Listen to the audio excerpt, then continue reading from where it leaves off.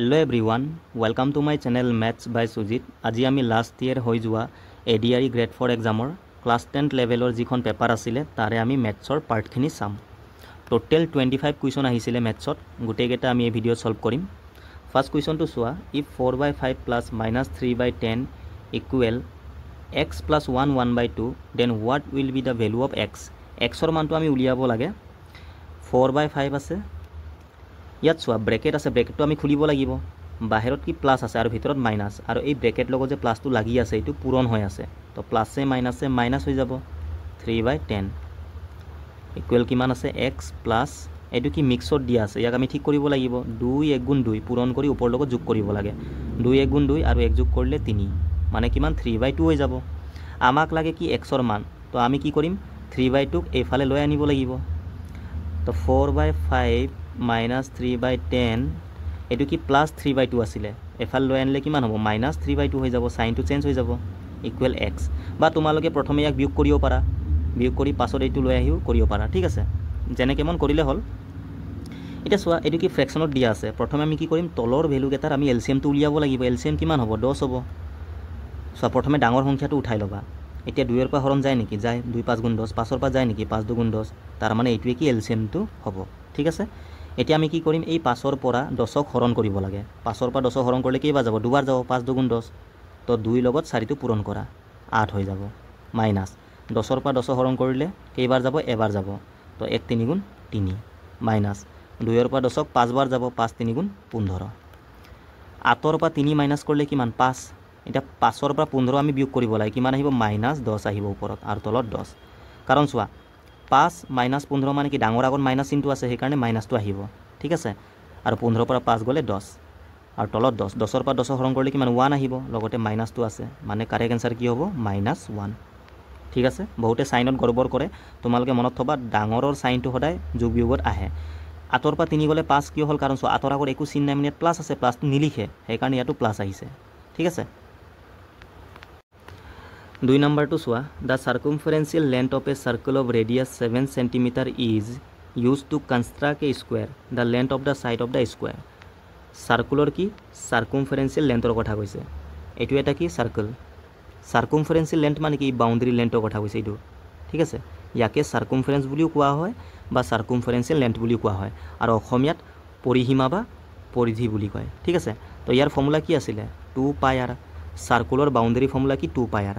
আৰু এই বাউণ্ডেৰীটো ইউজ কৰিয়ে, মানে এই লেন্থটো ইউজ কৰি কি বনাইছে কনষ্ট্ৰাক্ট এ স্কুৱেৰ, মানে ইয়াৰ পৰাই কি বনাইছে স্কুৱেৰ ফৰ্ম কৰিছে। স্কুৱেৰ অল ছাইড কি সমান থাকে, এইটো যদি এ হয় গোটেইকেইটা এ নহ'ব জানো।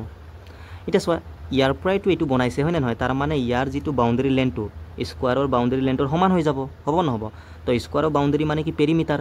ইয়াৰ পেৰিমিটাৰৰ ফৰ্মুলা কি 4 × ছাইড, 4 নহ'ব জানো, ছাইডটো আমি এ বুলি ধৰিছোঁ, গোটেইটো প্লাছ কৰিলে বাউণ্ডেৰী লেন্থটো আহি যায়। এইটো কাৰ সমান হ'ব, চাৰ্কুলৰ বাউণ্ডেৰী লেন্থৰ সমান হ'ব। চাৰ্কুলৰ বাউণ্ডেৰী কিমান আছিলে 2πr, এইটোৱে, ঠিক আছে। দুইটাৰে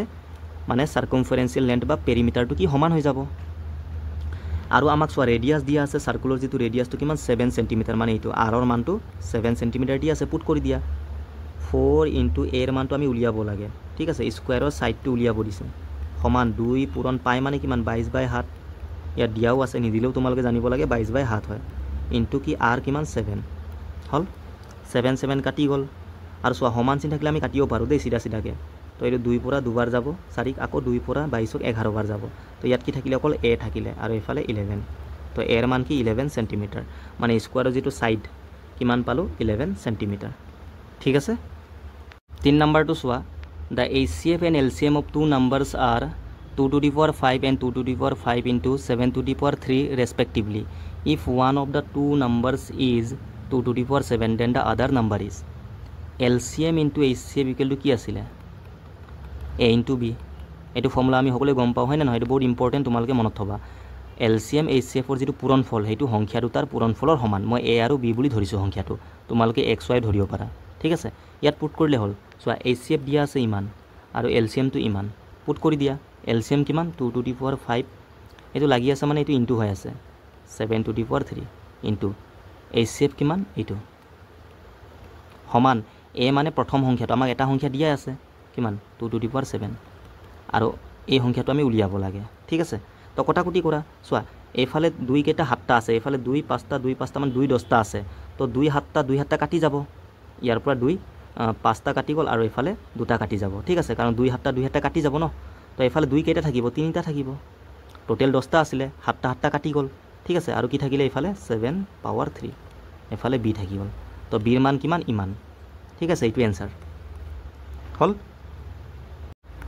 4 নম্বৰটো, ইফ √1296 ইকুৱেল কিমান x square, then the value of x. এক্সৰ মানটো আমি উলিয়াব লাগে। চোৱা √1296 দিয়া আছে ন, ইকুৱেল এক্স স্কুৱেৰ। তো ফাৰ্ষ্টত আমি কি কৰিম, ইয়াৰ ৰুটটো উলিয়াব লাগিব। কেনেকৈ উলিয়াম, ডাইৰেক্ট যদি মনত আছে তেন্তে ভাল, আৰু নোৱাৰিলে আমি কেনেকৈ কৰিম চোৱা। তোমালোকে কি কৰিবা, স্কুৱাৰ ৰুট কাৰণে শেষৰ পৰা 2টা ডিজিট ল'বা, মানে লাষ্টৰ পৰা 2 ডিজিট ল'ব লাগে, ঠিক আছে। 2টা লৈ কিনি এনেকৈ দি দিবা, হ'ল। এতিয়া ইয়াত চোৱা লাষ্টত কি আছে, 6 আছে। এনেকুৱা মানে কোনকেইটা নাম্বাৰ যিটো মানে আমি স্কুৱাৰ কৰিলে লাষ্টত কি 6 আহে, এককৰ ঘৰত 6 আহে মানে ইউনিট ডিজিটত। তো এটা হ'ল 4, 4ক যদি মই স্কুৱাৰ কৰোঁ, 4 4 গুণ কিমান 16 হয়, লাষ্টত 6 আহে, ইয়াতো 6 আছে। আৰু এটা কি 6, 6ক যদি মই স্কুৱাৰ কৰোঁ 6 6 গুণ 36, লাষ্টত ইয়াতো 6 আহে, ঠিক আছে। 4 বা 6 হ'ব পাৰে, লাষ্টত 4 বা 6 আহিব ইয়াৰ ৰুটত মানে। এতিয়া 6 ইয়াত 12 আছে ষ্টাৰ্টিঙত, মানে কোনটো নাম্বাৰক স্কুৱাৰ কৰিলে 12ৰ একেবাৰে ওচৰত আহে বা সমান আহে। 3ক যদি মই স্কুৱাৰ কৰোঁ 9 আহে, 4ক যদি মই স্কুৱাৰ কৰোঁ 4 4 গুণ 16, এইটো 12তকৈ বেছি হৈ গ'ল, তো আমি এইটো ল'ব নোৱাৰোঁ। 3ক যদি স্কুৱাৰ কৰোঁ 9 আহে, তো 12তকৈ অকণমান কম এইটোৱে আৰু, তাৰ মানে 3ৰ স্কুৱাৰ। তো ইয়াত আমি 3 লিখিম।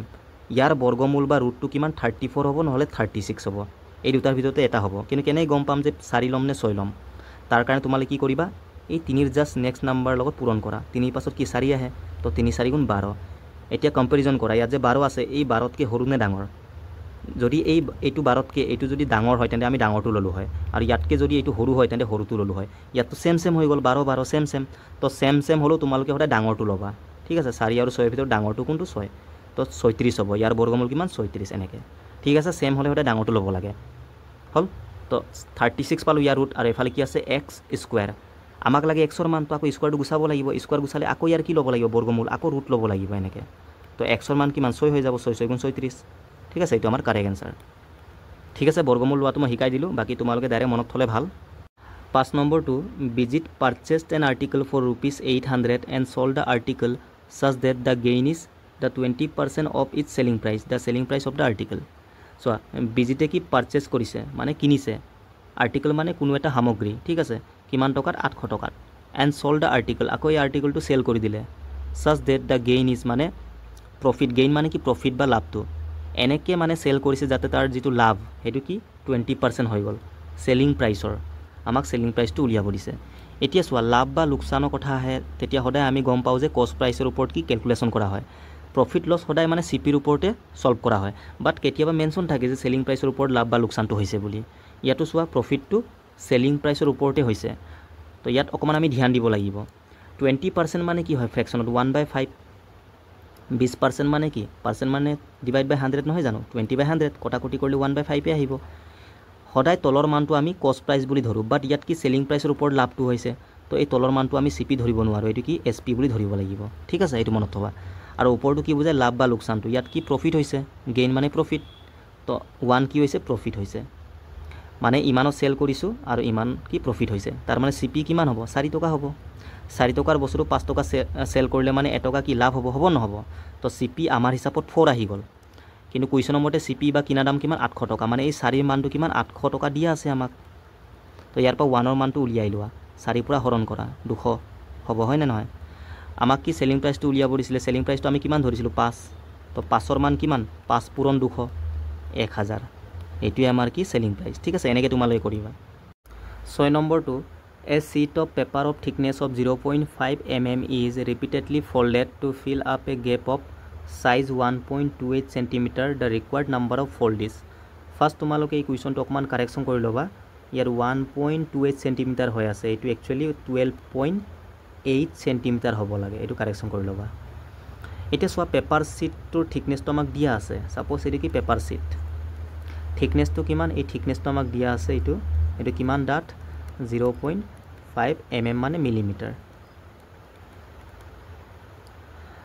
আৰু যিটো টোটেল যিটো গেপটো আমাক দিয়া আছে 12.8 cm। ফাৰ্ষ্ট তোমালোকে ইউনিটটো ছেম কৰি লোৱা, ইয়াত mm আছে, ইয়াত কি চেণ্টিমিটাৰ, 1 সেন্টিমিটাৰ ইকুৱেল টু আমি জানো কিমান হয় 10 mm হয় এইটো তোমালোকে মনত থবা তো 12.8 সেন্টিমিটাৰটো কিমান mm হ'ব ইয়াত 10 ইনটু কৰিলে হ'ল 128 কি হৈ যাব mm হৈ যাব ঠিক আছে 1 সেন্টিমিটাৰ ইকুৱেল টু ইমান mm হ'লে ইমান সেন্টিমিটাৰ ইকুৱেল টু কিমান mm হ'ব 10 পূৰণ কৰিলে হ'ল 128 মিলিমিটাৰ হৈ গ'ল টোটেল 128 গেপটো ফিল কৰিবৰ কাৰণে এই পেপাৰ ছিটটো মই কেইবাৰ ফল্ড কৰিব লাগিব এইটো আমাক সুধিছে নাম্বাৰ অফ ফল্ড ঠিক আছে চোৱা আমি একেবাৰে ডিটেইলছত কৰিম প্ৰথমবাৰ যেতিয়া আমি ফল্ড কৰিম ইয়াৰ পৰা এইটো কি জইন হৈ যাব 0.5 মিলি কিনি কিমান হৈ যাব 1 mm হ'ব নহ'ব থিকনেছটো যেতিয়া এইটো প্ৰথমবাৰ আমি ফল্ড কৰিম মানে প্ৰথম ফল্ডত এইটো থিকনেছটো কিমান হৈ যাব জইন হৈ কিনি 1 mm হৈ যাব ঠিক আছে সেকেন্ড বাৰত কিমান হ'ব চোৱা এতিয়া এইটো জইন হৈ কিনি কাগজটো এনেকৈ হৈ যাব এই থিকনেছটো কিমান হৈ গ'ল 1 মিলিমিটাৰ আকৌ যেতিয়া আমি সেকেন্ড বাৰ ফল্ড কৰিম 1 মিলি কিনি 2 হৈ যাব 2 mm হৈ যাব হ'ব নহ'ব আকৌ থাৰ্ড নম্বৰত কিমান হ'ব 2 মিলি কিনি 4 হৈ যাব হ'ব নহ'ব তেনেকৈ 4 নম্বৰত 4 দুগুণ 8 হৈ যাব মানে দুগুণ হৈ গৈ আছে ইয়াত ঠিক আছে 8 আকৌ 8 দুগুণ 16 দুগুণ 32 এনে গৈ থাকিব 32 দুগুণ 64 হৈ যাব আৰু ইয়াৰ দুগুণ 128 সো আহি গ'ল ন 128 তো 128 গেপটো ফিল কৰিবৰ কাৰণে আমি কিমান বাৰ ফল্ড কৰিব লাগিব 8 বাৰ তো আমাৰ এনসাৰ কি হ'ব অপশন নাম্বাৰ সি ডাইৰেক্ট ফৰ্মুলা আছে বাট এনেকৈ কৰিলে ইমান টাইম নালাগে তোমালোকে এনেকৈ কৰিবা তেতিয়া মানে কি হ'ব বেছি কনসেপ্টটো ক্লিয়াৰ হ'ব ঠিক আছে এইটোৱে কনসেপ্ট ইয়াৰ next two a rectangle has 15 centimetre as its length and 150 centimetre square as its area if the area is increased to 1/3 times the original area by increasing its length only the new perimeter will be এতিয়া চোৱা কুৱেশ্যনটো তোমালোকে ভালদৰে বুজি লোৱা যেনেকৈ কৈছে আমি তেনেকৈ কৰি যাম ৰেক্টেংগল এটাৰ কি লেন্থ দিয়া আছে 15 সেন্টিমিটাৰ আৰু কি এৰিয়াটো দিয়া আছে 150 centimetre square as its area rectangle বুলি ক'লে কি লেন্থ আৰু ব্ৰেড থাকে অপোজিট সাইডবোৰ কি সমান হয় এইটো লেন্থ হলে এইটো লেন্থ হ'ব এইটো ব্ৰেড হলে এইটো ব্ৰেড হ'ব আৰু ইয়াৰ যেটো এৰিয়াৰ ফৰ্মুলা কি আছিল লেন্থ আৰু ব্ৰেডটো পূৰণ কৰিব লাগে এইটো হল এৰিয়া ঠিক আছে আৰু পেৰিমিটাৰ বুলি ক'লে এই গুটি সাইডবোৰ যোগ কৰিব লাগে পেৰিমিটাৰ মানে একচুয়ালি কি বাউন্ডাৰী লেন্থটো তো ইয়াৰ পেৰিমিটাৰৰ ফৰ্মুলা ডাইৰেক্ট আছে 2 * l + b এইটো মনত থবা তোমালোকে কেনেকৈ আহিছে চোৱা গুটিটো যোগ কৰা l কিমান 2l হৈ যাব b কিমান হৈ যাব 2b হৈ যাব তো ইয়াৰ পৰা 2টো কমন আহি যাব ন সেইকাৰণে 2 * l + b হয় এইটো কি পেৰিমিটাৰটো ডাইৰেক্ট তোমালোকে মনত থবা হল এতিয়া চোৱা আমাক লেন্থ দিয়া আছে কিমান 15 সেন্টিমিটাৰ আৰু এৰিয়া দিয়া আছে ইমান স্টাৰ্টিংত তো এৰিয়া ফৰ্মুলা কি l * b নহয় জানো ইয়াৰ মানটো দিয়া আছে 150 এইটো আৰু লেন্থ দিয়া আছে l ৰ মানটো কিমান 15 দিয়া আছে তো ইয়াৰ পৰা আমি ব্ৰেডটো উলিয়াব পাৰিম b ৰ মানটো 15 পৰা এইটো কাটি দিয়া কেইবাৰ যাব 10 বাৰ যাব তো b ৰ মান কিমান 10 আহি গ'ল এইটো হল ব্ৰেডটো ঠিক আছে if the area is increase to 1/3 times এৰিয়াটো কি বঢ়াই দিলে ইমান টাইমছ 1/3 মানে কিমান চোৱা এইটো মিক্সত দিয়া আছে ঠিক কৰি লোৱা 3 * 1 * 3 আৰু 1 যোগ কৰা 4 কিমান 3 হৈ যাব মানে এৰিয়াটো ইমান গুণ হৈ গ'ল তো আগতে এৰিয়া কিমান আছিল 150 আছিল এতিয়া কিমান হৈ গ'ল ইয়াৰ 4/3 টাইমছ হৈ গ'ল তো কিমান হ'ব 3 পৰা এইটো কাটি দিয়া 50 বাৰ যাব 4 পূৰণ 50 কিমান 200 তো এতিয়া যেটো নিউ এৰিয়া ৰেক্টেংগলটোৰ ইমান হৈ গ'ল আগতে ইমান আছিল এতিয়া বাঢ়ি কিনি ইমান হৈ গ'ল ঠিক আছে আৰু চোৱা ইয়াত কৈছে এৰিয়াটো ইমান বাঢ়ি গ'ল লগতে কি লেন্থটো বাঢ়ি গ'ল কৈছে আমাক কি পেৰিমিটাৰ উলিয়াব দিছে তো চোৱা লেন্থটো আমি কি এতিয়া উলিয়াই লম লেন্থ কিমান বাঢ়ি গ'ল হয় না নহয় আমি জানো এৰিয়া ফৰ্মুলা l * b হয় ইয়াৰ মানটো এতিয়া কিমান হৈ গ'ল 200 হৈ গ'ল এৰিয়াটো তো b টো আমি উলিয়াই থৈছো b ৰ মান কিমান 10 তো ইয়াৰ পৰা আমি লেন্থটো উলিয়াই লম নতুন লেন্থটো মানে কিমান বাঢ়ি গ'ল তো 10 ৰ পৰা এইটো 200 কেইবাৰ যাব 20 বাৰ তো এতিয়া যেটো লেন্থ কিমান হৈ গ'ল 20 হৈ গ'ল এইটো আগতে কিমান আছিল লেন্থটো 15 আছিল এতিয়া ইমান হৈ গ'ল ঠিক আছে তো পেৰিমিটাৰ উলিয়াব দিছে পেৰিমিটাৰ ফৰ্মুলা কি 2 * l + b ইয়াত পুট কৰি দিয়া l কিমান পালো 20 আৰু ব্ৰেড কিমান আছিল 10 এটো কিমান যোগ কৰিলে 30 নহব জানো 30 * 2 এটো লাগি আছে মানে ইনটু 2 * 30 কিমান 60 তো পেৰিমিটাৰ কি হৈ যাব 60 সেন্টিমিটাৰ ঠিক আছে এনেকৈ একেবাৰে চোৱা মই ডিটেইলছত বুজাই দিছো কনফিউজন হ'ব নালাগে ইয়াত একো নাই ইমান টাইম নালাগে একচুয়ালি মানে তোমালোকে যেনেকৈ কৈছে ফটাফট কৰি ল'বা ঠিক আছে সোনকালে হৈ যাব বাকি কনসেপ্টটো মেন তোমালোকে কুৱেশ্যনটো বুজিব লাগে ভালদৰে number 2 which of the following is a factor of the polynomial x² - x - 2 মানে এই পলিনোমিয়েলটোৰ কোনটো এটা ফ্যাক্টৰ বা উৎপাদক হয় ঠিক আছে ফ্যাক্টৰ মানে কি হেইটোৰ পৰা এইটো কমপ্লিটলি ডিভাইড যাব ঠিক আছে সাপোজ 6ক আমি এনেকৈ লিখিব পাৰো ন 2 * 3 2 * 3 * 6 হয় তো 6ক আমি এনেকৈ ফ্যাক্টৰাইজ কৰিব পাৰো তো এই 2ৰ পৰা 6টো হৰণ যাব 3ৰ পৰাও যাব এনেকৈ ঠিক আছে 6ৰ ফেক্টৰ যিটো আহিব সেইকেইটাৰ পৰা 6টো কি হৰণ যাব এতিয়া চোৱা এইটো এটা কি দ্বিঘাত সমীকৰণ মানে কোৱাড্ৰেটিক ইকুৱেশ্যনৰ এটা কি এক্সপ্ৰেশ্যন হয় এইটো মানে এক্সৰ যিটো ঘাত সেইটো কি 2 আছে ন তো হায়েষ্ট ঘাত যদি 2 থাকে তেন্তে সেই ইকুৱেশ্যন বা এক্সপ্ৰেশ্যনটো আমি কি বুলি কওঁ কোৱাড্ৰেটিক ঠিক আছে দ্বিঘাত বুলি কওঁ তো ইয়াত আমি কি কৰিম চোৱা বেছিকতো আমি কৰিব পাৰোঁ বাকি ডাইৰেক্ট শ্বৰ্টকাটো আছে ইয়াৰ ঠিক আছে গোটেইকেইটা আমি চাম প্ৰথমে আমি বেছিকত কৰি ল'ম চোৱা x² - x - 2 আছে প্ৰথমে আমি ইয়াক কি ফেক্টৰাইজ কৰিব লাগিব সদায় তোমালে কি কৰিবা এই x² আগত কি আছে একো নাই মানে 1 আছে এই 1 আৰু এই লাষ্টৰ 2 মানে এইটো আৰু এইটো পূৰণ কৰিব লাগে 1 2 গুণ কিমান 2 হ'ব এতিয়া 2ক আমি এনেকৈ লিখিব পাৰোঁ ন 1 2 গুণ 2 এনেকৈ ভাঙিব পাৰোঁ আৰুতো ভাঙিব নোৱাৰোঁ আৰু এতিয়া এই দুটাৰ পৰা আমি কি মাজৰটো বনাব লাগিব মাজৰ মানে কি -1 আছে ইয়াত xৰ আগত একো নাই মানে 1 আছে তো -1টো আমি কেনেকৈ বনাম এই দুইটাৰ পৰা যোগ বা বিয়োগ কৰি বনাব লাগিব তো -1 বনাবৰ কাৰণে 2 আৰু 1ৰ পৰা মই কেনেকৈ বনাম চোৱা -2 + 1 এনেকৈ লিখিব লাগিব কাৰণ চোৱা -2 + 1 দিলেহে মাইনাছে প্লাছে মাইনাছ আৰু ডাঙৰ আগত মাইনাছটো মাইনাছ আহিব আৰু 2ৰ পৰা 1 গ'লে 1 চোৱা -1 আহিছে নাই 2 বিয়োগ 1 দিলে নহ'ব 2ৰ পৰা 1 গ'লে 1 হ'ব +1 আহিব ইয়াত আকৌ -1 আছে ঠিক আছে এইটো আমি ল'ব লাগিব তো চোৱা প্ৰথমে কি আছে এইটো লিখি লোৱা x² আৰু এই -1 xৰ জেগাত আমি কি লিখিম -2 + 1 -2 xটো লগাই দিবা আৰু কি +1x 1x মানে xে আৰু ঠিক আছে 1টো নিলিখি xৰ আগত আৰু এফালে -2 আছে হ'ল এতিয়া তোমালোকে এনেকৈ দুটা ভাগ কৰি লোৱা কমন লোৱা এতিয়া ইয়াত x দুটা আছে ইয়াত এটা আছে তো এটা x কমন আহি যাব ইয়াত কি থাকিলে x এটা থাকিলে আৰু মাইনাছ ইয়াত কি থাকিলে 2 প্লাছ ইয়াতটো একো কমন নাই মানে 1 আহিব কাৰণ 1টো ইয়াতো আছে হয় না নহয় 1টো চবতে থাকে তো x - 2 হৈ গ'ল হ'ল আকৌ চোৱা x - 2 কি মিলি গ'ল ন তো কমন লোৱা তো ইয়াত কি থাকিলে x আৰু এফালে +1 থাকিলে হ'ল এইটোৱে চোৱা দুটা ফেক্টৰ আহি গ'ল কাৰণ চোৱা xৰ ঘাত কি 2 সেইকাৰণে কেইটা ফেক্টৰ আহিব দুটা আহিব ঠিক আছে ঘাত যিমান থাকে সিমানে কি আহিব মান আহিব তো x - 2 অপশ্যনটা আছে নেকি চোৱা এইটো আছে এইটোও দিব পাৰে কেতিয়াবা ঠিক আছে এনেকৈ তোমালোকে ফেক্টৰাইজ কৰি ল'বা এইটো হ'ল কি বেছিক মেথডটো এতিয়া চোৱা আমি ডাইৰেক্ট কেনেকৈ কৰিম অপশ্যন পৰাও কৰিব পাৰা তোমালোকে অপশ্যন পৰা কেনেকৈ কৰিবা চোৱা প্ৰথমে xৰ মানটো উলিয়াই ল'বা ইয়াৰ পৰা xৰ মানটো উলিয়াবৰ কাৰণে সমান 0 দিবা ঠিক আছে xৰ মান কিমান হৈ যাব -2 এফালে গুচি গ'লে +2 হৈ যাব এতিয়া এই 2টো xৰ জেগাত পুট কৰি দিয়া ইয়াত পুট কৰাৰ পাছত 0 আহিব লাগিব ঠিক আছে তো 2² মানে 4 মাইনাছ এফালে কি 2 আৰু -2 ঠিক আছে মাইনাছে প্লাছ তো এইটো কি -4 হৈ যাব আৰু এফালে 4 আছে তো বিয়োগ কৰিলে হৈ আহিলে নাই তাৰ মানে ছেটিছফাই হৈছে তো এইটোৱে কি ইয়াৰ এটা ফেক্টৰ বাকীবোৰ পুট কৰি চাবা 0 নাহিব ঠিক আছে বা তোমালোকে এনেকৈও কৰিব পাৰা চোৱা ডাইৰেক্ট আমি কেনেকৈ কৰিম চোৱা এইটো পূৰণ কৰি 2 আহিলে ইয়াক তোমালোকে এতিয়া ভাঙি লোৱা 2টোক আমি কি লিখিছিলোঁ 2 আৰু 1 ন 2 পূৰণ 1 এতিয়া এই দুটা কি কৰিলে এইটো আহিব ইয়াত মাইনাছ দিব লাগিব ইয়াত প্লাছ দিব লাগিব তেতিয়া এইটো -1টো আহিব নাহিব এতিয়া এইটো আমাৰ এই মাজৰটো দিব লাগিব এইটো তো ইয়াক তোমালোকে ন ফাইনেল এনচাৰৰ কাৰণে তোমালোকে ইয়াৰ চাইনটো সলনি কৰি দিয়া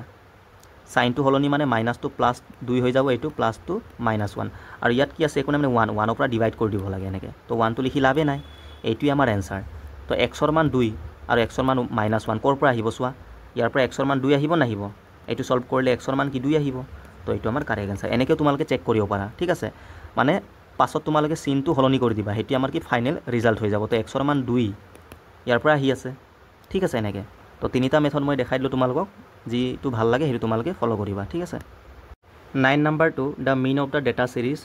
দিছ মানে এই ছিৰিজটোৰ কি উলিয়াব লাগে মিন মানে কি একচুৱেলি গড় মানে এভাৰেজটোৱে হয় ঠিক আছে এভাৰেজ বা মিনটো একেই তো আমি ইয়াৰ কি এভাৰেজটো উলিয়াব লাগে এভাৰেজ আমি কেনেকৈ উলিয়াইছিলোঁ এই গোটেইকেইটা যোগ কৰি কিনি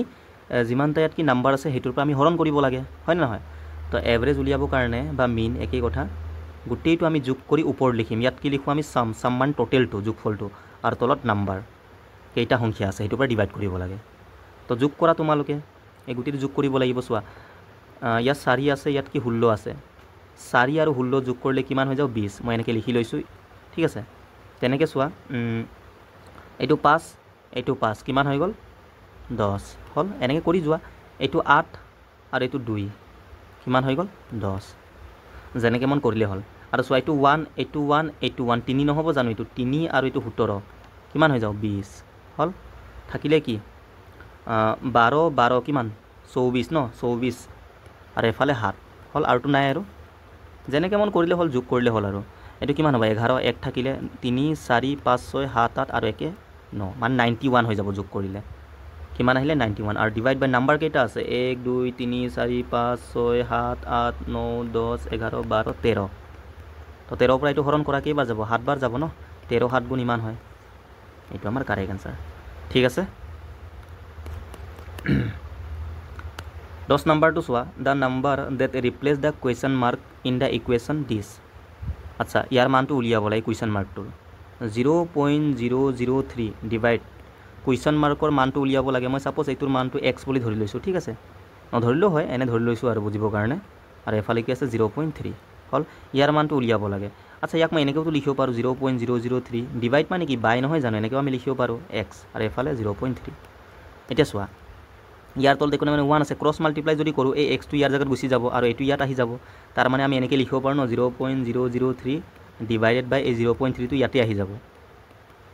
0.3 আৰু এই x টো কত গুচি যাব হেফালে তাৰ মানে 1 টো লিখি লাভে নাই তলত তাৰ মানে x ৰ মানটো কি কুৱেশ্যন মাৰ্কৰ মানটো এইটো নহব জানো তো এইটো সলভ কৰিলে আমাৰ এনসাৰ আহি যাব বা ডাইৰেক্ট তোমালোকে গমে পাব লাগে যে এইটোক এইটোৰ পৰা ডিভাইড কৰিলে হ'ল এইটোৰ মানটো আহি যাব ঠিক আছে সেইটোৱে তো এতিয়া চোৱা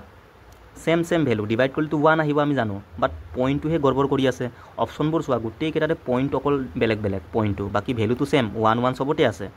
তো তোমালোকে অকল পইণ্টত ফোকাস কৰা চোৱা কেনে কৰিম তলত এটাৰ আগত পইণ্ট আছে মানে ওপৰত এটা 0 যাব ওপৰত তলৰ পইণ্টটো চাই আমি ওপৰত 0 লগাও আৰু ওপৰত কেইটাৰ আগত পইণ্ট আছে 1 2 3 তিনিটাৰ আগত তো তলত তিনিটা 0 আহিব এনেকৈ বাকি লিখি লাভ নাই এনেও এইটো 1 আহিব আমি জানোৱে হৰণ কৰিলে ঠিক আছে তো এটাৰ আগত পইণ্ট কাৰণে এটা 0 গুচি গ'ল তিনিটাৰ আগত পইণ্ট কাৰণে তিনিটা 0 আহি গ'ল তো এটা 0 কাটি যাব তো তলত কেইটা 0 থাকি যাব দুটা তাৰ মানে এনসাৰটোত দুটাৰ আগত পইণ্ট আহিব কাৰণ তলত দুটা 0 আছে ন তো দুটাৰ আগত পইণ্ট আহিব চোৱা কোনটো অপশ্যনত দুটাৰ আগত পইণ্ট আছে 1 2 ইয়াত আছে বাকি কতো নাই ন সেইটোৱে এনেকৈ ঠিক আছে which of the following fraction is the largest মানে এই চাৰিটা ফ্ৰেকশ্যনৰ ভিতৰত আটাইতকৈ ডাঙৰ ভগ্নাংশটো কোনটো এইটো আমাক সুধিছে এতিয়া চোৱা ফাৰ্ষ্টত তোমালৈ গেপ কেইটা চোৱা মানে এই নিউমাৰেটৰ আৰু ডিনমিনেটৰৰ গেপটো চোৱা ডিফাৰেন্সটো 1 ইয়াতো চোৱা 1 ইয়াতো 1 ইয়াতো 1 গেপটো সবতে সেম যদি গেপ সেম থাকে বহুত সিম্পল হৈ যায় জাস্ট যিটো ডাঙৰ দেখিছা সেইটোৱে কি আমাৰ ডাঙৰ হৈ যাব ঠিক আছে যদি গেপ সেম থাকে তো গোটেই কেইটাতে গেপ সেম তো ডাঙৰ ফ্ৰেকশ্যনটো কোনটো হ'ব এইটোৱে হ'ব 14/15 এনেকৈ ঠিক আছে What percentage of 1.5 kg is 7.5 গ্রাম মানে 1.5 কেজিৰ কিমান পাৰ্চেণ্টৰ মানটো ইয়াৰ সমান হ'ব এইটো ফাৰ্ষ্ট তোমালোকে ন ইউনিটটো সেম কৰি লোৱা ইয়াত কেজি আছে ইয়াত গ্ৰাম আছে প্ৰথমে এককটো কি সেম হ'ব লাগিব ঠিক আছে তো কেজিক মই গ্ৰামত কনভাৰ্ট কৰিম 1 কেজি ইকুৱেল টু কিমান হয় আমি জানো 1000 গ্ৰাম 1 কেজি মানে 1000 গ্ৰাম হয় তো 1.5 কেজি আছে ইয়াক গ্ৰামত কনভাৰ্ট কৰিবৰ কাৰণে 1000 পৰা পূৰণ কৰি দিয়া তো পূৰণ কৰিলে চোৱা ইয়াত এটাৰ আগত পইণ্ট আছে ন যদি মই পইণ্টটো গুচাই দিওঁ তলত কি হ'ব 10 আহি যাব এটা শূন্য আহি যাব আৰু এইটো 0 কাটিয়ে যাব তো 15 আৰু 100 পূৰণ কৰিলে 1500 এনেকৈ বা তোমালোকে চোৱা 15 লগত 1000 পূৰণ কৰিলে 15000 নাহিব জানো এটাৰ আগত পইণ্ট দি দিয়া এনেকৈ তো পইণ্ট পাছ 0টো নিলিখে 1500 এনেকৈও কৰিব পাৰা ঠিক আছে হ'ল তো ইমান কেজি মানে কিমান গ্ৰাম 1500 গ্ৰাম এতিয়া গ্ৰাম মিলি গ'ল তো 1500 গ্ৰামৰ কিমান পাৰ্চেণ্টৰ মান ইমান তো যদি তোমালোকে বেছিকত কৰা কেনে কৰিবা চোৱা একেবাৰে সিম্পলকৈ আমি যদি বেছিকত কৰোঁ 1500ৰ কিমান পাৰ্চেণ্ট ইয়াৰ কিমান পাৰ্চেণ্ট সাপোজ মই ধৰিছোঁ x% মানে x/100 হ'ব 1500ৰ ইমান পাৰ্চেণ্টৰ মানটো 7.5 গ্ৰামৰ সমান এনেকৈও কৰিব পাৰা ইয়াৰ পৰা তোমালোকে xৰ মানটো উলিয়াব পাৰা কিন্তু এনেকৈ নকৰি ন তোমালোকে এনে কৰিবা চোৱা ইমানৰ কিমান পাৰ্চেণ্ট ইমান মানে এই 7.5 গ্ৰামটো ইয়াৰ কিমান পাৰ্চেণ্ট এইটোৱে সুধিছে তো 7.5টো ওপৰত লিখিবা ঠিক আছে আৰু এইটো তলত লিখিবা এইটো মানে 1500 গ্ৰামটো এইটো গ্ৰাম কাটি যাব আৰু পাৰ্চেণ্ট মানে ইনটু 100 এনেকৈ কৰিবা তোমালোকে ঠিক আছে এইটোৱে তো দুটা 0 কাটি গ'ল 15 পৰা ইয়াক হৰণ কৰা 15 পৰা কেইবাৰ যাব 5 বাৰ যাব কিন্তু পইণ্ট চোৱা এটাৰ আগত আছে তো 0.5 মানে 0.5 এইটো আমাৰ কাৰেক্ট এনসাৰ ঠিক আছে এইটো চোৱা if a/b = 8/6 then the value of this ইয়াৰ মানটো আমি উলিয়াব লাগে আমাক এৰ মানটো দিয়া আছে 8 আৰু বিৰ মান 6 জাস্ট পুট কৰি দিলে হ'ল ইয়াত এৰ জাগাত কিমান 8 আৰু বিৰ জাগাত 6 তো 6 8 গুণ কিমান এইটো পূৰণ হৈ আছে ন 8 6 গুণ 48 ওপৰত কিমান 48 প্লাছ 6 2 গুণ 12 আৰু তলত 4 8 গুণ কিমান 32 মাইনাছ 2 6 গুণ 12 এইটো যোগ কৰা তোমালোকে কিমান 60 হ'ব ওপৰত আৰু তলত কিমান হ'ব 20 তো 20ৰ পৰা হৰণ কৰা 3 বাৰ যাব বিটো আমাৰ কি কাৰেক্ট এনচাৰ 14 নম্বৰটো Rajen goes to his school from his house at a speed of 2 kilometre per hour and returns at a speed of 3 kilometre per hour if he takes 5 hours in the entire journey the distance between his school and his house এনেকুৱা টাইপৰ কুৱেশ্যনত তোমালোকে এটা formula direct use কৰিব পাৰা distance equal to কি হয় speed দুটাৰ পূৰণফলটো লিখিবা ওপৰত তলত স্পীড দুটাৰ যোগফল আৰু এফালে টোটেল টাইমটো ঠিক আছে এইটো মনত থবা বহুত ইম্পৰ্টেণ্ট এই ফৰ্মুলাটো আমি কেনে গম পাম যে ক'ত ইউজ হ'ব যেতিয়া আমাক চোৱা দুটা স্পীড দিয়া থাকে ইয়াত দিয়া আছে ন 2 কিলোমিটাৰ পাৰ আৱাৰ আৰু 3 কিলোমিটাৰ পাৰ আৱাৰ মানে হাউচৰ পৰা স্কুল যাওঁতে স্পীডটো ইমান আকৌ ৰিটাৰ্ণ হওঁতে ইমান আৰু টোটেল টাইমটো আমাক দিয়া আছে 5 ঘণ্টা সময় লাগিছে এণ্টায়াৰ জাৰ্ণিত তো টোটেল টাইম দিয়া থাকিব লাগিব আৰু স্পীড দুটা দিয়া থাকিব লাগিব তেতিয়া আমি ডিষ্টেঞ্চৰ কাৰণে ডাইৰেক্ট এইটো ফৰ্মুলা ইউজ কৰিব পাৰোঁ ঠিক আছে তো এইটো মনত থবা ইয়াৰ মই অলৰেডি ছেপাৰেটকৈ ভিডিঅ' বনাই থৈছোঁ এইটো ফৰ্মুলাৰ ওপৰত কুৱেশ্যনো কৰাই থৈছোঁ তোমালোকে চাই ল'বা টাইম স্পীড এণ্ড ডিষ্টেঞ্চ বুলি ভিডিঅ' এটা পাবা কেইদিনমান আগতে আপলোড দিছিলোঁ তো পুট কৰি দিয়া স্পীড দুটা কিমান আছে 2 আৰু 3 2 × 3 ডিভাইডেড বাই স্পীড দুটাৰ যোগফল কিমান 2 আৰু 3 যোগ কৰিলে 5 আৰু এফালে টোটেল টাইম কিমান 5 আৱাৰ ইয়াত চাবা আকৌ 5টো কি মানে টাইমটো আৱাৰত আছে কেতিয়াবা মিনিটত দিয়া থাকে মিনিট থাকিলে তোমালোকে 60 পৰা ডিভাইড কৰি দিবা আৱাৰত কনভাৰ্ট কৰিবৰ কাৰণে ঠিক আছে 5 কাটি গ'ল 2 3 গুণ 6 এইটো আমাৰ কাৰেক্ট এনচাৰ 6 কিলোমিটাৰ চোৱা চিম্পল হৈ গ'ল ন সেইকাৰণে তোমালোকে এই ফৰ্মুলাটো মনত থবা আৰু যদি বেছিকত কৰিব মন যায় তেন্তে তোমালোকে টাইমৰ ফৰ্মুলা ইউজ কৰা টাইম ইকুৱেল টু কি আছিলে T equal to D by S নহয় জানো T equal to D by S total time কিমান লাগিছে 5 ঘণ্টা ইয়াত লিখিবা টোটেল টাইমটো এইটো তো ডিষ্টেঞ্চটো তোমালোকে কিবা এটা ধৰি লোৱা ছাপ'জ মই এক্স বুলি ধৰিছোঁ ঠিক আছে ডিষ্টেঞ্চটো কিমান এক্স তো প্ৰথমে কিমান টাইম লাগিছে টি ইকুৱেল টু কি ডি বাই এছ হয় তো ডি কিমান এক্স বুলি ধৰিছোঁ এছ কিমান স্পীডটো কিমান আছিলে ষ্টাৰ্টিঙত 2 এইটো হ'ল ফাৰ্ষ্ট টাইমটো প্লাছ ছেকেণ্ডটো কিমান ডিষ্টেঞ্চটো এক্সেই হ'ব হয় নে নহয় ডিষ্টেঞ্চটো কি কনষ্টেণ্ট যাওঁতেও একে ডিষ্টেঞ্চ কভাৰ কৰিব আহোঁতেও একে ডিষ্টেঞ্চ আৰু ছেকেণ্ডটোৰ স্পীড কিমান 3 এইটো টোটেল টাইম আমাৰ 5 ঘণ্টা ন সেইকাৰণে আমি দুবাৰ কৰিব লাগিব এইটো কি হয় ডিষ্টেঞ্চ বাই স্পীড এইটো ডিষ্টেঞ্চ বাই স্পীড তো এইটো চল্ভ কৰি কিনি তোমালোকে ইয়াৰ পৰা এক্সৰ মানটো উলিয়াব পাৰা তেতিয়া তোমালোকৰ আহি যাব এক্সৰ মান কিমান 6 কিলোমিটাৰ পাবা ইয়াতো ঠিক আছে এনেকৈও তোমালোকে কৰিব পাৰা বাট এইটো কৰাতকৈ তোমালোকে এই ফৰ্মুলাটো মনত থ'ব বেছি চিম্পল হয় ঠিক আছে ইমান টাইম নালাগে কেলকুলেশ্যনটো ইজি হৈ যায় ইয়াৰ পৰা 15 নম্বৰটো the total surface area of a cube is 96 centimetre square the volume of the cube কিউবৰ কি থাকে অল ছাইড সমান থাকে এইটো এটা কিউব বুলি ধৰি লোৱা ইয়াৰ গোটেই ছাইডবোৰ কি সমান থাকে এইটো এ হ'লে এইটো এ হ'ব এইটো এ গোটেইটো এ হ'ব ঠিক আছে আৰু ইয়াৰ টোটেল কেইটা ফেচ আছে 6টা ফেচ আছে ওপৰটো এটা তলটো এটা দুটা হৈ গ'ল এইটো এটা 4 আৰু এইটো 6টা কি আছে ফেচ আছে ইয়াৰ এটা যদি মই ফেচ লওঁ এইটো এটা স্কোৱাৰ নহয় জানো স্কোৱাৰৰ এৰিয়া কি আছিলে ছাইড স্কোৱাৰ মানে এ স্কোৱাৰ হৈ যাব টোটেল 6টা স্কোৱাৰ আছে ইয়াত তো 6 এ স্কোৱাৰ নহ'ব জানো টোটেল ছাৰ্ফেচ এৰিয়াটো ইয়াৰ টোটেল যিটো ছাৰ্ফেচ এৰিয়া হয় কিউবৰ কি 6 এ স্কোৱাৰ এইটো তোমালোকে মনত থবা আৰু ভলিউম বুলি ক'লে কি হয় ছাইড কিউব মানে এ কিউব তিনিবাৰ ছাইডটো পূৰণ কৰিব লাগে এইটো ভলিউম ঠিক আছে এতিয়া চোৱা আমাক ছাৰ্ফেচ এৰিয়া দিয়া আছে টোটেল ছাৰ্ফেচ এৰিয়া কিমান 96 মানে এই 6 এ স্কোৱাৰৰ মানটো কিমান দিয়া আছে 96 ইয়াৰ পৰা তোমালোকে এৰ মানটো উলিয়াই লোৱা ছাইডটো 6ৰ পৰা এইটো হৰণ কৰা কেইবাৰ যাব 6 × 6 3 থাকিলে 36 হৈ গ'ল 6 × 36 মানে 16 বাৰ যাব তো এ স্কোৱাৰৰ মান 16 তো এৰ মান কিমান হ'ব 4 হৈ যাব ইয়াৰ বৰ্গমূল কিমান 4 4 × 16 তো আমাক লাগে ভলিউম মানে এ কিউব মানে এ মানে কিমান 4 তো 4 কিউব 4ক 3বাৰ পূৰণ কৰিলে কিমান 4 পূৰণ 4 পূৰণ 4 কিমান 64 হৈ যাব এইটো চেণ্টিমিটাৰ কিউব কাৰণ 3বাৰ পূৰণ কৰিছোঁ ন চেণ্টিমিটাৰ 3বাৰ কি চেণ্টিমিটাৰ কিউব হৈ যাব ঠিক আছে এইটোৱে the ratio' of the radio' of 2 circle is 2:3 the ratio' of the areas of the circle is মানে দুটা কি চাৰ্কেল বা বৃত্তৰ যিটো ৰেডিয়াছৰ অনুপাতটো আমাক দিয়া আছে 2:3 এইটো কি দুটা চাৰ্কুলৰ ব্যাসাৰ্ধৰ অনুপাত ছাপ'জ এইটো R1 এইটো R2 বুলি ধৰা ঠিক আছে ৰেডিয়াছটো বেলেগ বেলেগ হ'ব ন চাৰ্কেলটো বেলেগ বেলেগ ইয়াৰ কি এৰিয়াৰ অনুপাতটো উলিয়াব লাগে কালিৰ অনুপাতটো চাৰ্কুলৰ এৰিয়া ফৰ্মুলা কি আছিলে পাই আৰ স্কোৱাৰ নহয় জানো দুইটাৰে পাই আৰ স্কোৱাৰ হ'ব অকল আৰটোহে বেলেগ বেলেগ হয় নে নহয় তো এইটো এৰিয়া এই দুইটাৰ এৰিয়াৰ কি অনুপাতটো উলিয়াব দিছে ৰেচিঅ' আৰু ৰেচিঅ' মানে কি কটাকটি যাব পাইটো কাটিয়ে যাব পাইৰ মান ফিক্স থাকে 22/7 তো পাইটো কাটি যাব কিন্তু আৰটো কাটি নিদিবা আকৌ ইয়াৰ মানটো উলিয়াব লাগে আৰটো বেলেগ বেলেগ ন তো চোৱা R1 স্কোৱাৰ R2 স্কোৱাৰ কৰিলে আমাৰ কি ডাইৰেক্ট আহি যাব এনচাৰটো আহিব নাহিব কাৰণ পাইটো কাটিয়ে যায় ন এৰিয়াত তো আৰ কিমান R1টো 2 তো 2ৰ স্কোৱাৰ 4 হৈ যাব আৰু এইটো R2 মানে 3ৰ স্কোৱাৰ কিমান 9 হৈ যাব এইটো আমাৰ কাৰেক্ট এনচাৰ 4:9 ঠিক আছে একদম সিম্পল যিটো তোমালোকক ৰেডিয়াছৰ মানে অনুপাত দিয়া আছে ন সেইটোক ডাইৰেক্ট স্কোৱাৰ কৰি দিবা এনেকৈ কৰিব নালাগে, ডাইৰেক্ট তোমালোকে স্কোৱাৰ কৰি দিবা, ডাইৰেক্ট আহি যাব 2 স্কোৱাৰ 4 3 স্কোৱাৰ 9, এইটো আমাৰ এনচাৰ হৈ যাব, কাৰণ পাইটো কাটিয়ে যায় ন। ঠিক আছে, এইটো চোৱা এলজেব্ৰাৰ কুৱেশ্যন, ইয়াৰো মই ছেপাৰেট ভিডিঅ' বনাই থৈছোঁ, তোমালোকে চাই ল'বা। এলজেব্ৰাৰ তাত এনেকুৱা টাইপৰ চব কুৱেশ্যন মই কৰাই থৈছোঁ, ভাল ভাল লেভেলৰ কুৱেশ্যনো আছে, চাই ল'বা তোমালোকে। ইয়াৰ ডাইৰেক্ট এটা ফৰ্মুলাও আছে। ঠিক আছে, এইটো কি x plus 1/x equal to কিবা এটা দিয়া আছে, তো এক্স স্কোৱাৰ প্লাছ 1/xৰ মান কেনেকৈ আমি উলিয়াইছিলোঁ, পি স্কোৱাৰ মাইনাছ 2, পি মানে কোনটো, এইটো, ইয়াক মই পি বুলি ধৰিছোঁ, তো এইটো ফৰ্মুলা ইউজ কৰিলে হ'ল, ডাইৰেক্ট আহি যাব। তো পি স্কোৱাৰ মানে 4 স্কোৱাৰ আৰু কি মাইনাছ 2, 4 স্কোৱাৰ মানে 16, এইফালে 2 বিয়োগ কৰিলে কিমান 14, ডাইৰেক্ট আহি গ'ল ন। এইটো তোমালোকে মনত থ'বা, ডাইৰেক্ট মনত থ'ব লাগে। ঠিক আছে, আৰু যদি x plus 1/x equal to কিবা এটা দিয়া আছে ন, ছাপ'জ পি বুলি ধৰা, আৰু তোমালোকক যদি কয় এক্স কিউব প্লাছ 1/x কিউবৰ মান কিমান, ইয়াততো স্কোৱাৰ আছে, কিউবো দিব পাৰে, তো তোমালোকে কি কৰিবা, ইয়াক কিউব কৰি কিনি -3 ইনটু এইটো পি, এনেকৈ স্কোৱাৰৰ ক্ষেত্ৰত পি স্কোৱাৰ -2 হয়। ঠিক আছে, এইটো মনত থ'বা তোমালোকে, এইটো সুধিব পাৰে। একচুৱেলি এইটো চোৱা, তোমালোকে বেছিকৈতো কৰিব পাৰা, বাট টাইম লাগিব ন, ডাইৰেক্ট মনত থ'লে ভাল। ইয়াক স্কোৱাৰ কৰিলে হ'ল both side, x plus 1/x আছে ন, আৰু এফালে 4, ইয়াক স্কোৱাৰ কৰি দিয়া, এফালেও স্কোৱাৰ হৈ যাব,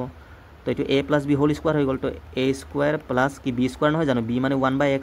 ইয়াৰ স্কোৱাৰ কৰিলে কিমান 1/x স্কোৱাৰ হৈ যাব, কাৰণ 1 স্কোৱাৰ মানে 1 হ'ব, x স্কোৱাৰ মানে x স্কোৱাৰ হৈ যাব, প্লাছ কি আছিলে টুৱাইছ ab, 2 ইনটু a মানে কিমান x, আৰু b মানে কিমান 1/x,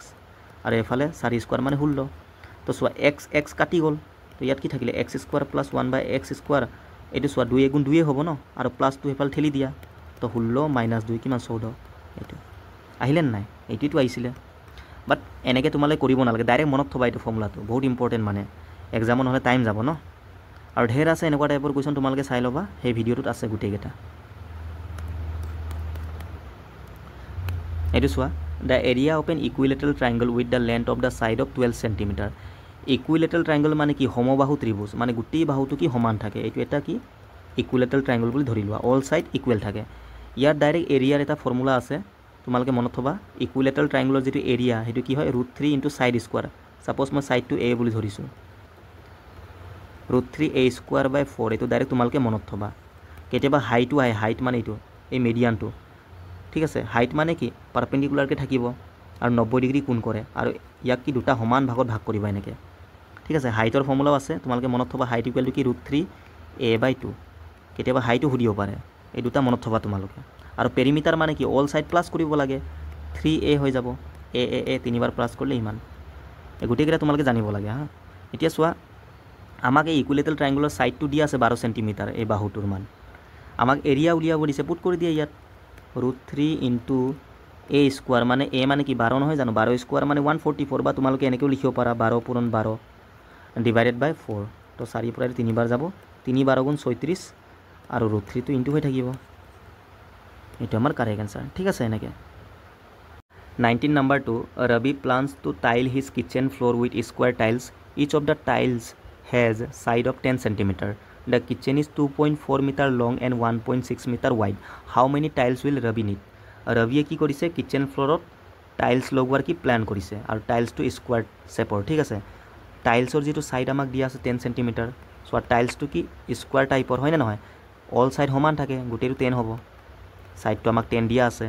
আৰু কিচেনটোৰ লেন্থ আৰু ব্ৰেডটো দিয়া আছে, ৱাইড মানে কি ব্ৰেড, তাৰ মানে কিচেনটো ৰেক্টেংগুলাৰ শেপৰ, লেন্থ ব্ৰেড দিয়া আছে 2.4 মিটাৰ, আৰু এইটো 1.6 মিটাৰ। এতিয়া এই কিচেন ফ্ল'ৰটোত মানে কিমানটা টাইলছৰ প্ৰয়োজন হ'ব, ইয়াত কেইটা টাইলছ আমি লগাব পাৰিম, এইটো আমাক সুধিছে। ঠিক আছে, তো টাইলছৰ কি সংখ্যাটো উলিয়াব লাগে, নাম্বাৰটো উলিয়াব লাগে। যেতিয়াও নাম্বাৰৰ কথা আহে তোমালোকে সদায় ডিভাইড কৰি দিবা, এই স্কুৱাৰ আৰু কি এইটো ৰেক্টেংগুলাৰ, দুইটাৰ কি এৰিয়াটো ডিভাইড কৰি দিবা, এনচাৰ আহি যাব। ঠিক আছে,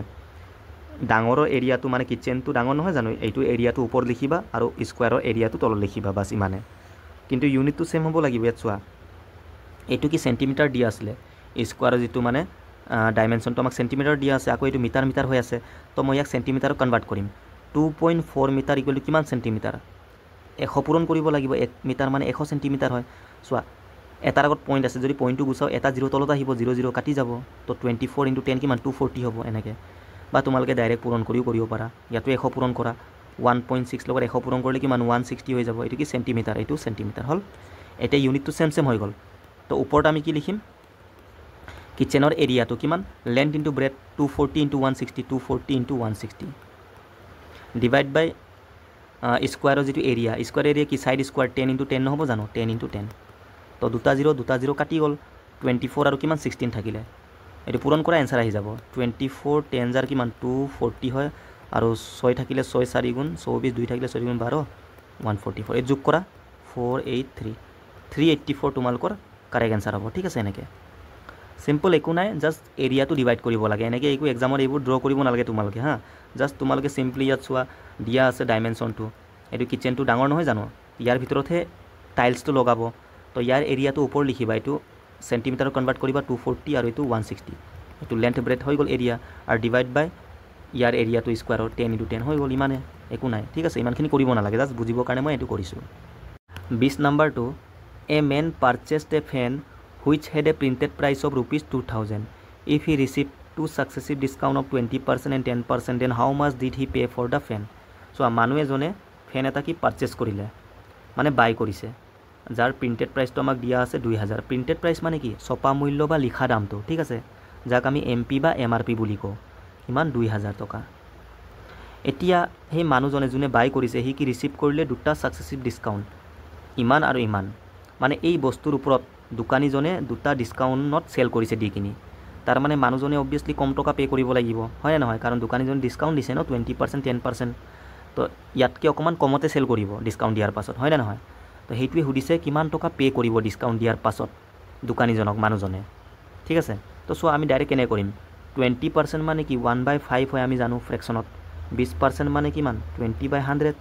তো কটাকটি কৰিলে 1/5 এ আহিব তেনেকে 10% মানে 1/10 হয় তো 5 টকাৰ বস্তুত 1 টকা কি ডিসকাউন্ট এনেকে ধৰি লোৱা তোমালোকে 5ৰ বস্তুত 1 ডিসকাউন্ট দিছে কিমান সেল কৰিব 4/5 ঠিক আছে এইটোৰ পৰা এইটো মাইনাস কৰি দিয়া 10ৰ বস্তুত 1 ডিসকাউন্ট দিছে তাৰ মানে 9/10 ত সেল কৰিব তো 2000 লগৰ এইটো পূৰণ কৰিলে ডিসকাউন্ট দিয়াৰ পাছত কিমান টকা পে কৰিব দোকানীজনক হেতু আহি যাব ডাইৰেক্ট ঠিক আছে তো 10ৰ পৰা সোৱা এইটো এটা 0 কাটি গ'ল ন 5ৰ পৰা এইটো 40 বাৰ যাব তো 4 4 গুণ 16 আৰু এটা 0 আছে লগাই দিয়া আৰু এফালে 9 তো পূৰণ কৰা এইটো 9 6 জাৰ কিমান 54 5 থাকিলে 9 1 জাৰ 9 আৰু 5 কিমান 14 এটা 0 আছে লগাই দিয়া 1440 এইটো আমাৰ কাৰেক্ট আনসাৰ ঠিক আছে তোমালোকে ৰেশিওটো কৰিব পাৰা সোৱা ৰেশিওত কেনে কৰিবা 5ৰ বস্তুত 1 ডিসকাউন্ট দিছে মানে 5ৰ বস্তুটো 4 সেল কৰিব দোকানীজনে মানুহজনৰ কাৰণে এইটো কিনা দাম হ'ব দোকানীজনৰ কাৰণে সেলিং প্ৰাইস হ'ব ঠিক আছে 10ৰ বস্তুত 1 ডিসকাউন্ট মানে 10ৰ বস্তুটো নট কি সেল কৰিব হল এতিয়া সোৱাইটো তোমালোকে কটাকটি কৰিব পাৰা এইটো ইনটু কৰিব পাৰা ডাইৰেক্ট ঠিক আছে 50 নহলে তোমালোকে কাটি লবা ইয়াতে 2 2 গুণ 4 2 5 গুণ 10 এনে কাটি লবা এফালে আৰু এফালে হটো তো 5 5 গুণ 25 হৈ গ'ল এফালে 2 9 গুণ 18 এইটো হল ছপা মূল্য লিখা দামটো মানে আৰু এইটো ডিসকাউন্ট দিয়াৰ পাছত সেল কৰাটো তো সোৱা কুৱেশ্যনৰ মতে ছপা মূল্য বা লিখা দামটো কিমান 2000 মানে এই 25ৰ মানটো আমাক দিয়া আছে 2000 তো ইয়াৰ পৰা তোমালোকে একৰ মানটো উলিয়াই লোৱা 25 পৰা এইটো কাটি লোৱা নহলে 5ৰ পৰা কাটিও পাৰা ঠিক আছে 5ৰ পৰা কাটিলে 5 5 গুণ 25 এইটো 400 বাৰ যাব আকৌ 5ৰ পৰা এইটো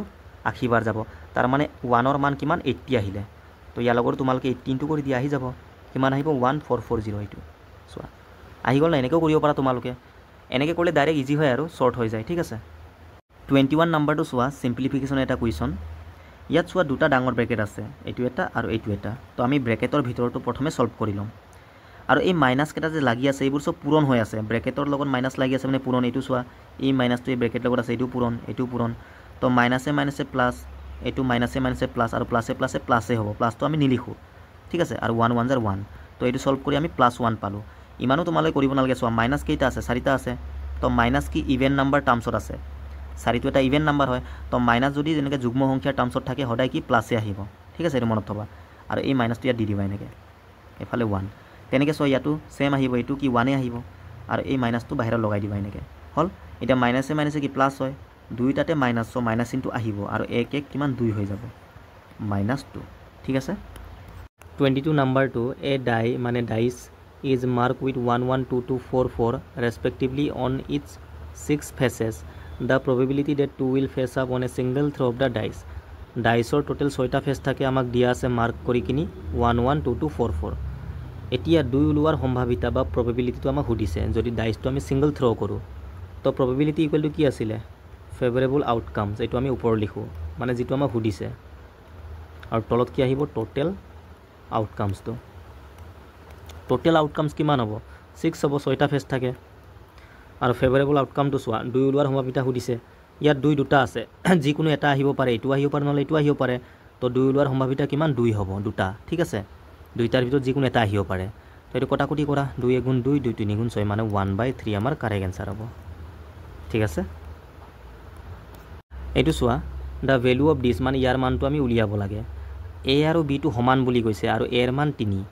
চোৱা এ বি যদি সমান হয় মানে মই বিৰ জেগাত এ পুট কৰিব পাৰোঁ কাৰণ দুটা সমান আৰু এৰ মান 3 মানে কি মই এনেকৈ ক'ব পাৰোঁ 3 মানে এ পাৰোঁ নোৱাৰোঁ তো ইয়াত মই কি কৰিম গোটেইবোৰ এৰ টাৰ্মছত কনভাৰ্ট কৰি ল'ম তেতিয়া আমাৰ কি হ'ব ইজি হৈ যাব চ' ইয়াত বি আছে বিৰ জেগাত মই এ পুট কৰিব পাৰোঁ নোৱাৰোঁ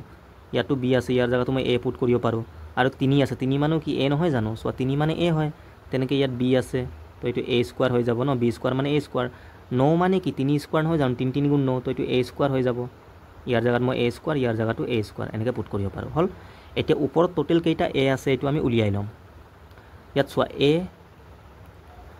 লাগি আছে মানে পূৰণ বি স্কোৱাৰ মানে এ স্কোৱাৰ নহয় জানো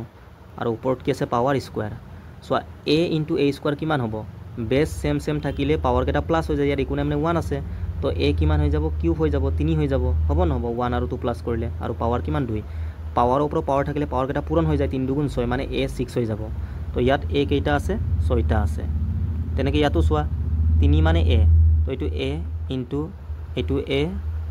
আৰু এফালে বি মানে এ হয় আৰু পাৱাৰ কিমান আছে 4 আছে তো এ 3টা পূৰণ কৰিলে কিমান এ কিউব হৈ যাব আৰু ওপৰত কিমান 4 আছে তো 3 4 গুণ 12 মানে এ 12 হৈ যাব তো ওপৰত টোটেল এ কেইটা আছে 6 আৰু 12 কিমান 18 হৈ যাব এ পাৱাৰ 18 ঠিক আছে তেনেকৈ তলটো উলিয়াই ল'ম চোৱা এ স্কোৱাৰ এইটো কিমান এ 4 হৈ যাব এই দুটা পূৰণ কৰিলে ইনটু ইয়াত চোৱা এ স্কোৱাৰ আৰু এইটো এ স্কোৱাৰ তো এইটো এ 4 নহ'ব জানো এ 4 হৈ যাব আৰু ওপৰত 3 আছে তো 4 3 গুণ 12 তো এইটো এ 12 আৰু এইটো এ 4 4 আৰু 12 যোগ কৰা কিমান এ কিমান হৈ যাব 16 হৈ যাব হ'ল টোটেল ওপৰত এ 18টা আছে তলত 16টা আছে তো এ 16 কাটি যাব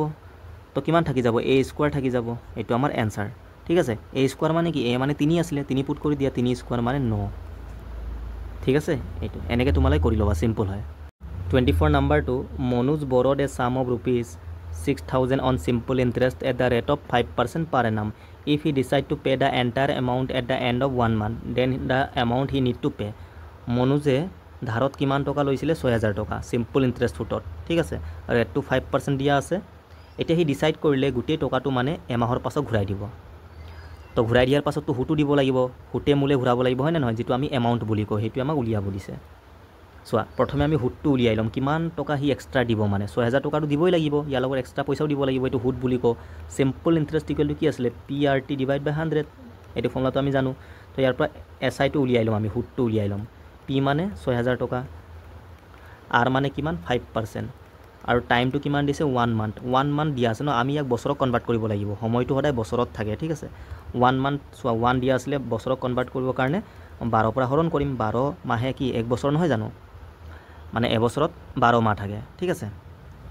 আৰু তলত কি 100 থাকে হ'ল তো কটাকটি কৰা দুটা শূন্য কাটি গ'ল 12 পৰা 60 5 বাৰ যাব 5 5 গুণ 25 তাৰ মানে কিমান আহিলে 25 ইমান টকা এক্সট্ৰা দিব লাগিব লৈছিলে 6,000 টকা আৰু এক্সট্ৰা কিমান দিব লাগিব 25 তো এই দুটা মিলাই কিনি সি এমাউণ্টটো দিব লাগিব হয় নে নহয় 6,025 টকা ইমান টকা ঘূৰাই দিব লাগিব এমাহৰ পাছত ঠিক আছে এইটোৱে লাষ্ট কুৱেশ্যনটোলৈ আহিছোঁ এইটো আজিৰ ভিডিঅ'ৰ একেবাৰে শেষৰ question if A greater than B ব্ৰেকেটত দিয়া আছে এ 0তকৈ ডাঙৰ বি 0তকৈ ডাঙৰ then which one of the following is true কোনটো অপশ্যনটো ইয়াৰ লগত ছেটিছফাই হ'ব ঠিক আছে এতিয়া চোৱা এ বিতকৈ ডাঙৰ কৈছে আৰু এ আৰু বিৰ মান 0তকৈ ডাঙৰ কৈছে